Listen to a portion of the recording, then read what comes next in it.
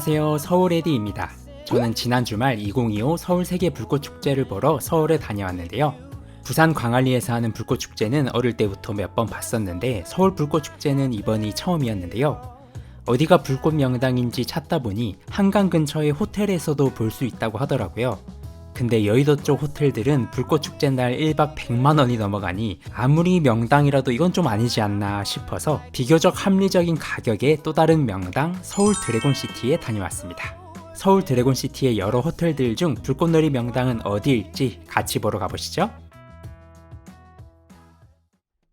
서울 드래곤시티는 서울시 용산구에 위치한 복합 호텔 건물인데요.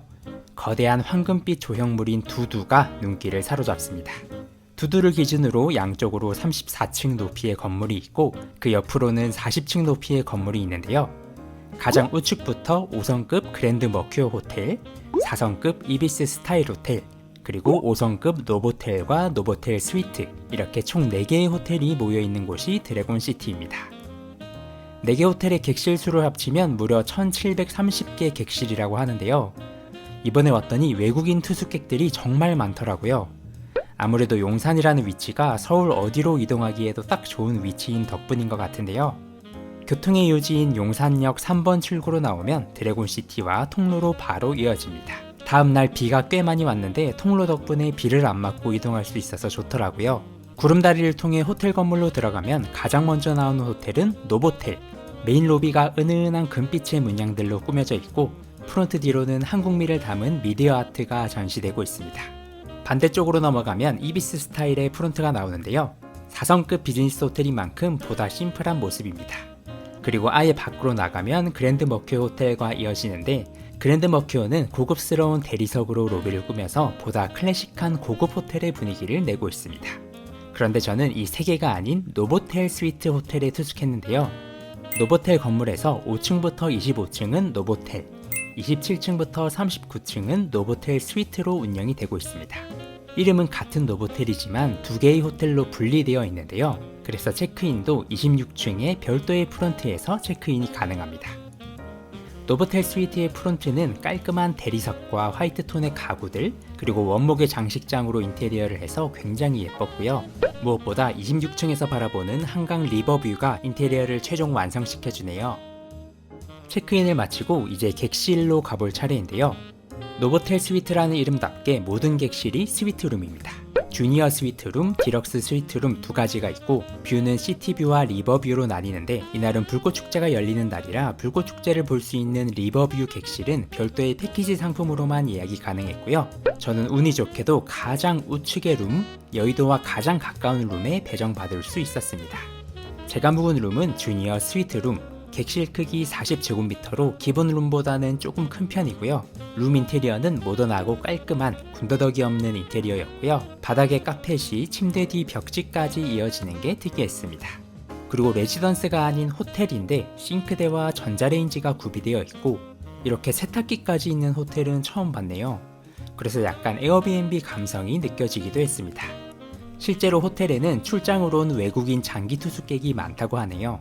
스위트룸답게 침대 앞으로 누울 수 있는 소파 공간, 편안하게 쉴 수 있는 리클라이너 의자, 야식을 즐기기 좋은 주방 식탁과 의자, 작업하기 좋은 테이블까지 모두 갖추고 있고요. 화장실과 샤워실, 세면대 공간까지 넉넉하니 확실히 스위트룸이 좋긴 좋네요. 막 엄청 세련된 고급 호텔 느낌은 아니지만 충분히 좋았습니다. 그리고 한강뷰 전망이 정말 좋더라고요. 앞에 약간 허허벌판이 낮에 보면은 조금 아쉽기는 한데 밤이 되면 앞을 가리는 게 없어서 오히려 좋더라고요. 63빌딩과 함께 불꽃축제의 메인 스팟이 되는 원효대교가 눈에 딱 들어옵니다. 객실에는 블루투스 스피커가 준비되어 있는데요. 이거는 원래도 있는 건지 불꽃축제 날에만 준비되는 건지 모르겠는데 이 불꽃들이 음악에 맞춰서 연출되기 때문에 음악과 함께 감상하니 몰입도가 다르더라고요. 저는 그동안 서울이 이렇게나 예쁜 도시라고는 생각을 안 해봤는데 이날 보았던 서울은 정말 아름다웠습니다. 은은하게 조명 켜놓고 한강 야경을 보시고 싶으시다면 노보텔 스위트 호텔 추천드립니다. 불꽃축제 패키지는 노보텔 스위트 말고도 노보텔과 이비스 스타일 역시 판매를 했는데 위치상으로 노보텔 스위트에서의 뷰가 가장 좋겠죠? 실제로 가격도 가장 비싸게 판매되었습니다. 1박 76만 원이었는데 고급 샴페인인 모ët 샹동이 포함된 패키지라 실제 투숙 가격은 60만 원대로 생각하시면 되겠네요. 그럼 호캉스의 꽃 조식 뷔페를 먹으러 가볼까요? 노보텔은 2층에 위치한 푸드 익스체인지에서 조식 식사가 가능합니다. 조식 가격은 성인 65,000원, 어린이 32,500원이고요. 조식인데도 모든 세션에 음식들이 한가득 하더라고요. 첫 접시는 샐러드로 먹었는데 샐러드가 진짜 싱싱했습니다. 싱싱한 채소를 먹었을 때만 느껴지는 그 채소 향이 정말 좋더라고요.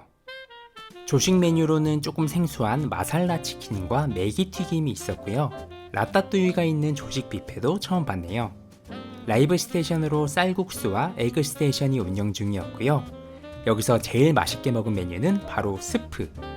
단호박 스프랑 양송이 스프를 먹었는데 여기 스프 맛집이더라고요. 양송이 향이 가득 느껴지는데 진짜 인생 양송이 스프였습니다.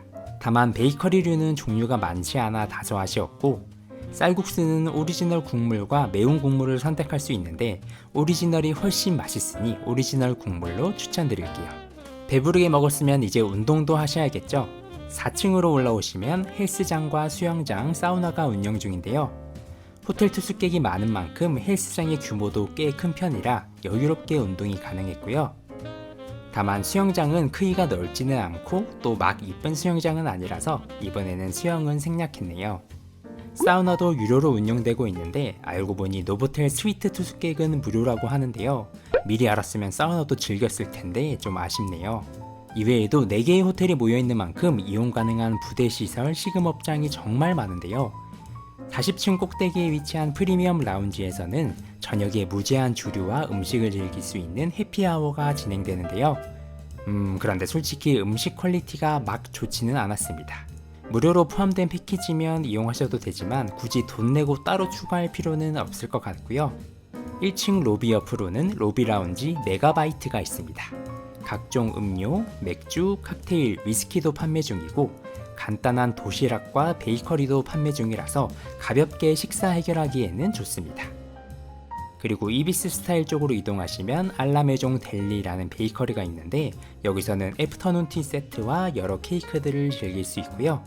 이외에도 이비스 스타일과 그랜드 머큐 호텔을 잇는 고층에 위치한 스카이 킹덤에서도 다양한 식음업장들이 있어서 어디를 갈지 굉장히 고민이 되더라고요. 하지만 호텔 식음업장들은 가격이 너무 비싸니까 그냥 구름다리 건너서 용산 아이파크몰에서 식사를 해결하시는 것도 좋은 방법이 되겠네요. 네, 오늘은 이렇게 불꽃축제 명당 호텔인 드래곤시티의 노보텔 스위트를 소개해드렸습니다. 축제 시즌 외에는 가격도 그렇게까지 비싸지는 않은 곳이고 지리적인 위치도 좋아서 앞으로 서울에 갈 일이 있을 때 자주 이용하지 않을까 싶었고요. 다음에도 불꽃축제 패키지가 적당한 가격에 나온다면 또 투숙을 해보고 싶어지네요. 그럼 오늘도 영상 봐주셔서 감사드리고 저는 다음 영상에서 뵙겠습니다. 그럼 안녕.